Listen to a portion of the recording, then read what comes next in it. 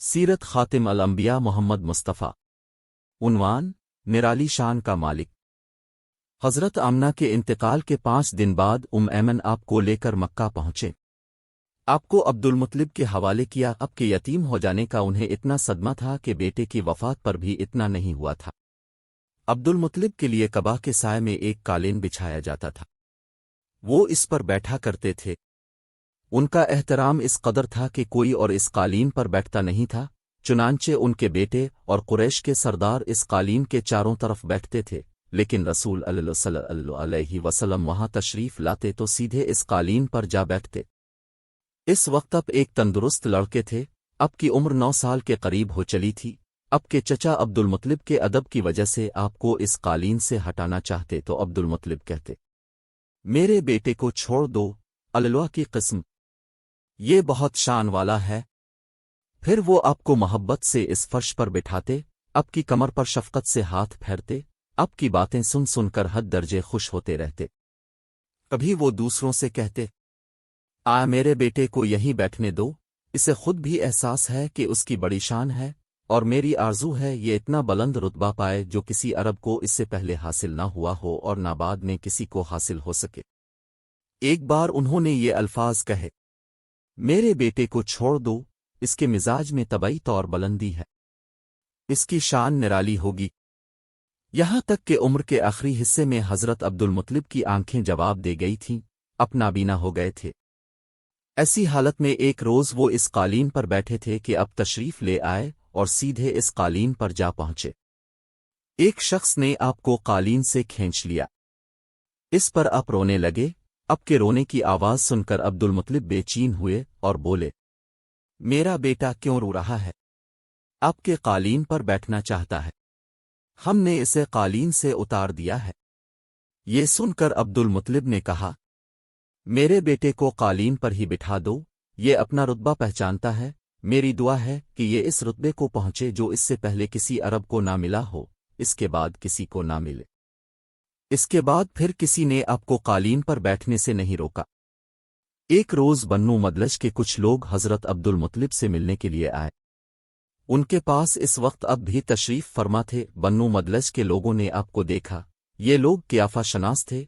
आदमी का चेहरा देखकर उसके मुस्तकबिल के बारे में अंदाजे बयान करते थे। उन्होंने अब्दुल मुत्तलिब से कहा, इस बच्चे की हिफाजत करें, इसलिए कि मकाम इब्राहिम पर जो हजरत इब्राहिम अलैहिस्सलाम के कदम का निशान है, इस बच्चे के पाँव का निशान बिल्कुल इस निशान से मिलता जुलता है। इस कदर मुशाबहत हमने किसी और के पाँव के निशान में नहीं देखी।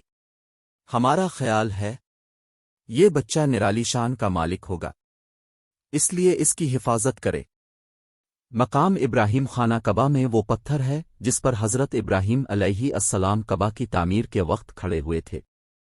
मुजिज़े के तौर पर इस पत्थर पर इब्राहिम अलैहिस्सलाम के पैरों के निशान पड़ गए थे। लोग इस पत्थर की जियारत करते हैं। यही मकाम इब्राहिम है। चूंकि अब हजरत इब्राहिम अलैहिस्सलाम की नस्ल से हैं, इसलिए उनके पाँव की मुशाबहत अब में होना कुदरती बात थी। एक रोज हजरत अब्दुल मुत्तलिब खाना कबा में हजर अस्वद के पास बैठे हुए थे। ऐसे में उनके पास नजरान के ईसाई आ गए। इनमें एक पादरी भी था। इस पादरी ने अब्दुल मुत्तलिब से कहा, हमारी किताबों में एक ऐसे नबी की अलामात हैं जो इस्माइल की औलाद में होना बाकी है। ये शहर उसकी जाए पैदाइश होगा, इसकी ये निशानियां होंगी। अभी ये बात हो रही थी कि कोई शख्स आपको लेकर वहां पहुंचा। पादरी की नजर जो ही अब पर पड़ी, वो चौंक उठा।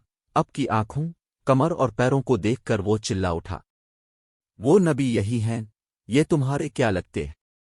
अब्दुल मुत्तलिब बोले, ये मेरे बेटे हैं। इस पर वो पादरी बोला, वो तब ये वो नहीं, इसलिए कि हमारी किताबों में लिखा है कि उसके वालिद का इंतकाल उसकी पैदाइश से पहले हो जाएगा। ये सुनकर अब्दुल मुत्तलिब बोले, ये दरअसल मेरा पोता है, इसके बाप का इंतकाल इस वक्त हो गया था जब ये पैदा भी नहीं हुआ था। इस पर पादरी बोला, हाँ, ये बात हुई ना, अब उसकी पूरी तरह हिफाजत करे। अब्दुल मुत्तलिब की अब से मोहब्बत का ये आलम था कि खाना खाने बैठते तो कहते, मेरे बेटे को ले आओ। आप तशरीफ लाते तो अब्दुल मुत्तलिब आपको अपने पास बिठाते, आपको अपने साथ खिलाते।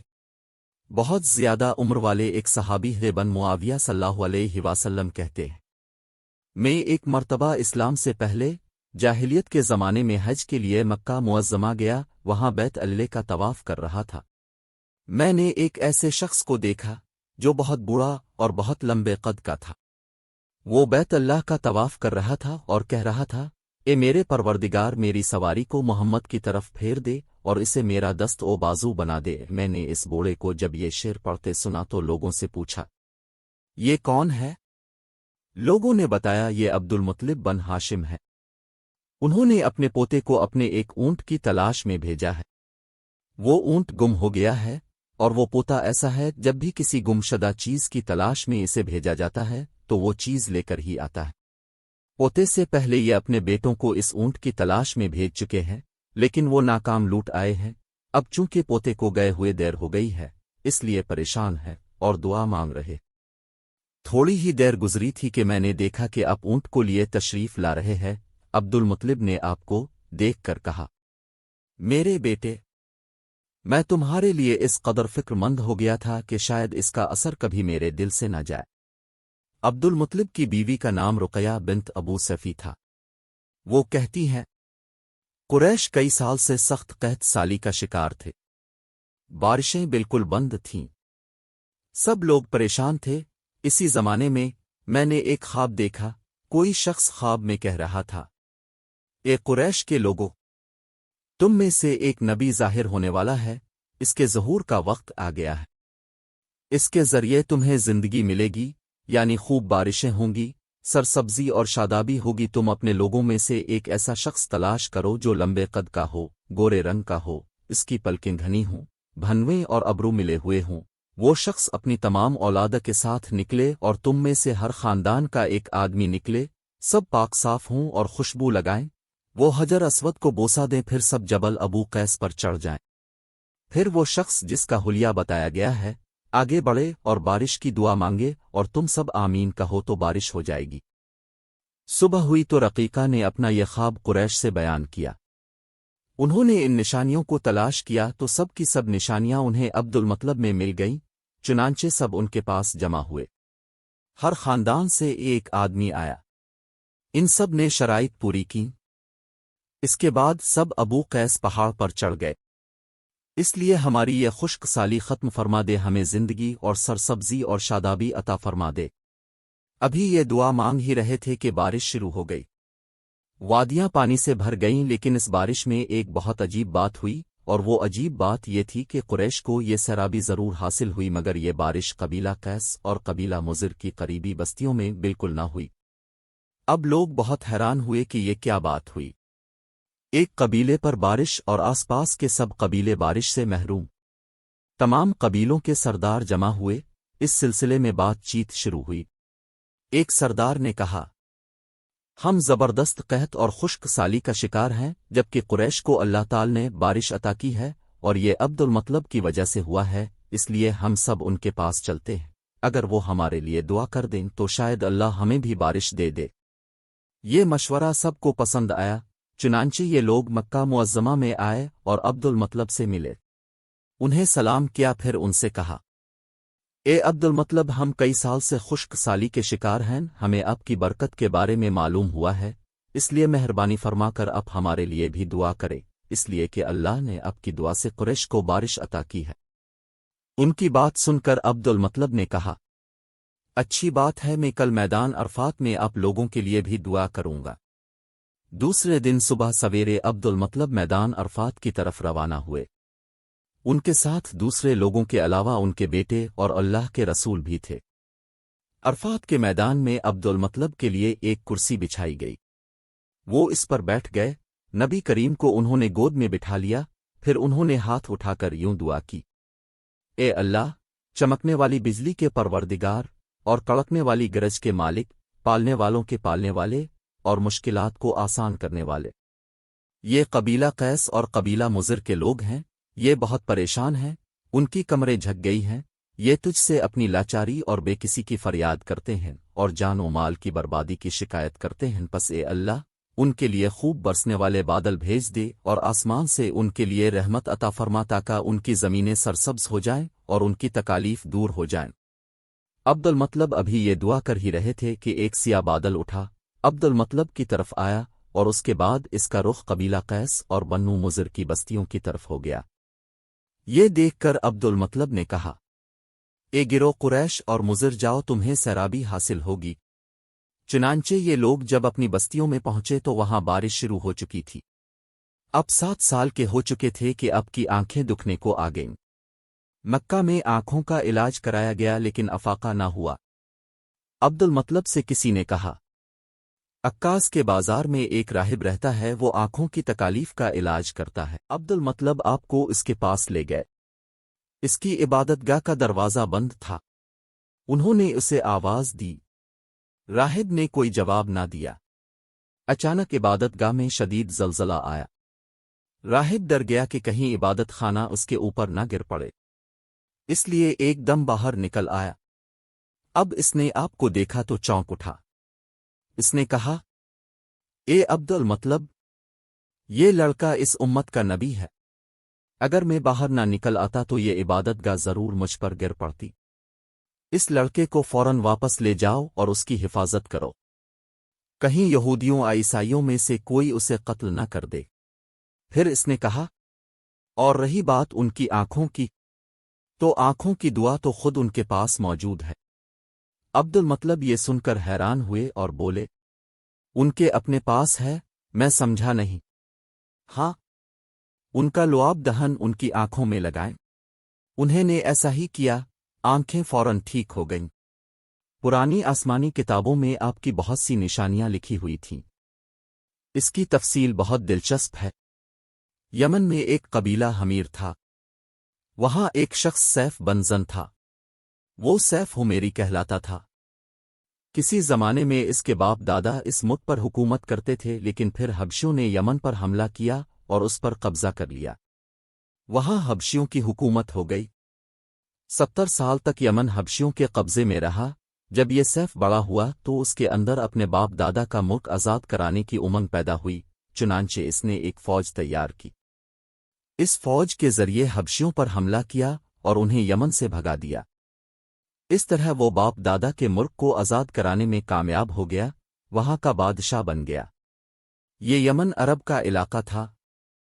جب اس پر حبشیوں نے قبضہ کیا تھا تو عربوں کو بہت افسوس ہوا۔ 70 سال بعد جب یمن کے لوگوں نے حبشیوں کو نکال باہر کیا تو عربوں کو بہت خوشی ہوئی۔ ان کی خوشی کی ایک وجہ تو یہ تھی کہ انہی حبشیوں نے ابرہہ کے ساتھ مکہ پر چڑھائی کی تھی۔ چاروں طرف سے عربوں کے وفد سیف کو مبارکباد دینے کے لیے آنے لگے۔ قریش کا بھی ایک وفد مبارک دینے کے لیے گیا۔ اس وفد کے سردار عبد المطلب تھے۔ یہ وفد جب یمن پہنچا تو سیف اپنے محل میں تھا۔ اس کے سر پر تاج تھا، سامنے تلوار رکھی تھی اور حمیری سردار اس کے دائیں بائیں بیٹھے تھے۔ سیف کو قریش کے وفد کی آمد کے بارے میں بتایا گیا۔ اسے یہ بھی بتایا گیا کہ یہ لوگ کس رتبے کے ہیں۔ اس نے ان لوگوں کو آنے کی اجازت دے دی۔ یہ وفد دربار میں پہنچا۔ عبد المطلب آگے بڑھ کر اس کے سامنے جا کھڑے ہوئے۔ انہوں نے بات کرنے کی اجازت چاہی۔ سیف نے کہا، اگر تم بادشاہوں کے سامنے بولنے کے آداب سے واقف ہو تو ہماری طرف سے اجازت ہے۔ تب عبد المطلب نے کہا، اے بادشاہ، ہم کعبہ کے خادم ہیں، اللہ کے گھر کے محافظ ہیں، ہم آپ کو مبارکباد دینے آئے ہیں۔ یمن پر حبشی حکومت ہمارے لیے بھی بوجھ بنی ہوئی تھی۔ آپ کو مبارک ہو، آپ کے اس کارنامے سے آپ کے بزرگوں کو بھی عزت ملے گی اور آنے والی نسلوں کو بھی وقار حاصل ہوگا۔ سیف ان کے الفاظ سن کر بہت خوش ہوا، بے اختیار بول اٹھا، اے شخص، تم کون ہو؟ کیا نام ہے تمہارا؟ انہوں نے کہا، میرا نام عبد المطلب بن ہاشم ہے۔ سیف نے ہاشم کا نام سن کر کہا، تب تو تم ہماری بہن کے لڑکے ہو۔ عبد المطلب کی والدہ مدینے کے قبیلے خزرج کی تھیں اور خزرج کا قبیلہ دراصل یمن کا تھا۔ اس لیے سیف نے ہاشم کا نام سن کر کہا، تب تو تم ہماری بہن کے لڑکے ہو۔ پھر اس نے کہا، ہم اب سب کو خوش آمدید کہتے ہیں، اب کے جذبات کی قدر کرتے ہیں۔ اس کے بعد قریش کے وفد کو سرکاری مہمان خانے میں ٹھہرا دیا گیا۔ ان کی خوب خاطر مدعرت کی گئی، یہاں تک کہ ایک ماہ گزر گیا۔ एक माँ की मेहमान नवाजी के बाद सैफ ने उन्हें बुलाया। अब्दुल मतलब को अपने पास बुलाकर उसने कहा, ए अब्दुल मतलब, मैं अपने इल्म के पोशीदा राजों में से एक राज तुम्हें बता रहा हूँ। तुम्हारे अलावा कोई और होता तो मैं हरगज ना बताता। तुम इस राज को इस वक्त तक राज ही रखना जब तक कि खुद अल्लाह ताल इस राज को जाहिर ना फरमा दे। हमारे पास एक पोशीदा किताब है, वो पोशीदा राजों का एक खजाना है। हम दूसरों से इसको छुपा कर रखते हैं। मैंने इस किताब में एक बहुत अजीम अलशान खबर और एक बड़े खतरे के बारे में पढ़ लिया है, और वो आपके बारे में है। अब्दुल मतलब ये बातें सुनकर हद दर्जे हैरत ज़दा हुए और पुकार उठे, मैं समझा नहीं, अब कहना क्या चाहते हैं? सुनो अब्दुल मतलब, जब तहामा की वादी यानी मक्का में ऐसा बच्चा पैदा हो जिसके दोनों कंधों के दरमियान बालों का गुच्छा यानी महर नबूवत हो तो उसे इमामत और सरदारी हासिल होगी, और उसकी वजह से तुम्हें क़यामत तक के लिए एजाज़ मिलेगा, इज्जत मिलेगी।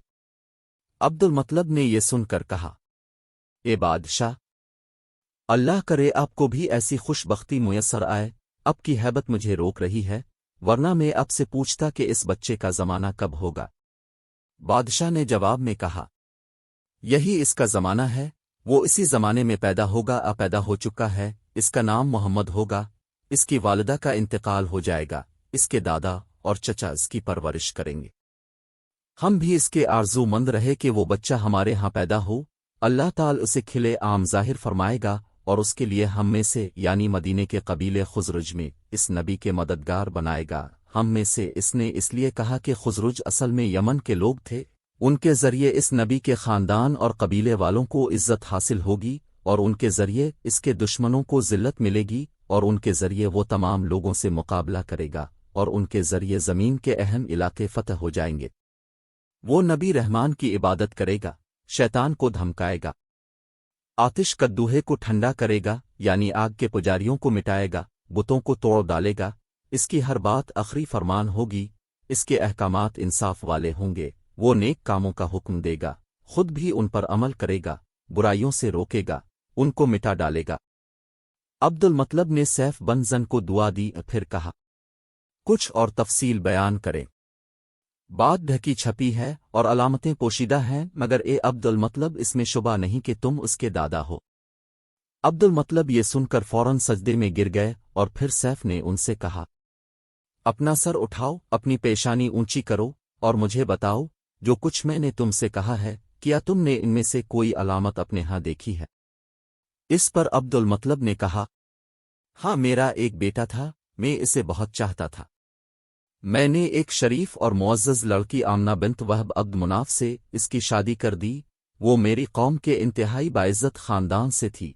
इससे मेरे बेटे के यहाँ एक लड़का पैदा हुआ। मैंने इसका नाम मोहम्मद रखा। इस बच्चे का बाप और माँ दोनों फौत हो चुके हैं। अब मैं और उसका चचा अबू तालिब उसकी देखभाल करते हैं। अब सैफ ने उनसे कहा, मैंने तुम्हें जो कुछ बताया है वो वाक़या इसी तरह है। अब तुम अपने पोते की हिफाजत करो, इसे यहूदियों से बचाए रखो, इसलिए कि वो इसके दुश्मन हैं। ये और बात है कि अल्लाह ताल हरगज़ उन लोगों को उन पर काबू नहीं पाने देगा। और मैंने जो कुछ आपको बताया है इसका अपने कबीले वालों से जिक्र न करना। मुझे डर है कि उन बातों की वजह से इन लोगों में हसद और जलन ना पैदा हो जाए। ये लोग सोच सकते हैं ये इज्जत और बुलंदी आखिर उन्हें क्यों मिलने वाली है। ये लोग उनके रास्ते में रुकावटें खड़ी करेंगे। अगर ये लोग इस वक्त तक जिंदा ना रहे तो उनकी औलादें ये काम करेंगी। अगर मुझे ये मालूम ना होता कि इस नबी के ज़हूर से पहले ही मौत मुझे आ लेगी तो मैं अपने ऊँटों और काफ़िले के साथ रवाना होता और उनकी सल्तनत के मरकज़ यसरब पहुँचता, क्योंकि मैं इस किताब में ये बात पाता हूँ कि शहर यसरब उनकी सल्तनत का मरकज़ होगा, उनकी ताकत का सरचश्मा होगा, उनकी मदद और नुसरत का ठिकाना होगा, और उनकी वफ़ात की जगह होगी, और उन्हें दफन भी यहीं किया जाएगा। और हमारी किताब पिछले उलूम से भरी पड़ी है। मुझे पता है अगर मैं इसी वक्त उनकी अज़मत का ऐलान करूं तो खुद उनके लिए